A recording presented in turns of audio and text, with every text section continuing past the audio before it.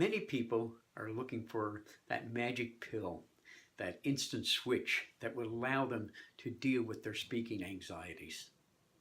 Hi, I'm Joel Sweeney, and my tip this week is around speaking anxieties. I'd like to share with you some of my insights about speaking anxieties and how we might be able to truly effectively deal with them.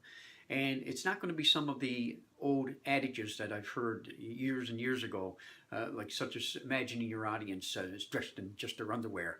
I was bad enough speaking to an audience of people fully clothed, let alone trying to deal with them in that kind of state. So that wasn't certainly going to work for me. Another was to find a spot on the back of the wall and just stare at that while I was speaking. And again, that wasn't going to work either, because that flies in the face of logic, because we know almost emphatically that the best way to engage your audience is to make eye contact with them.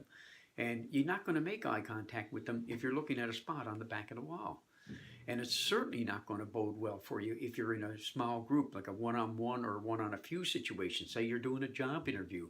Well, the last thing you want to do is stare at something beyond them and not look them in the eye when you're giving your responses, when you're asking them questions. So making eye contact is critically important to how effective we are as communicators. Now, there are some things that I've come to realize over the years that are absolute necessities if we want to manage our anxieties downward. And it does take a while to do that. It doesn't happen overnight. You have to be patient with yourself. You have to be committed to the process as well. So you've got to do the work. You've got to tough through some of those anxious moments and realize and accept that nothing dire is going to happen to you. There's been so many thousands of people that have gone before you with all kinds of levels of speaking anxiety and have survived and gone on to thrive. And they went on to thrive because they were persistent, because they were committed. And the other thing that they were prepared. Because if you're not prepared, then I would suggest to you that basically all bets are off. Because no matter how confident you are, if you're not prepared, you're not going to come across very well. You have to know your content. You have to know how you're going to deliver that content. So preparation is a key component in how we manage down our anxieties.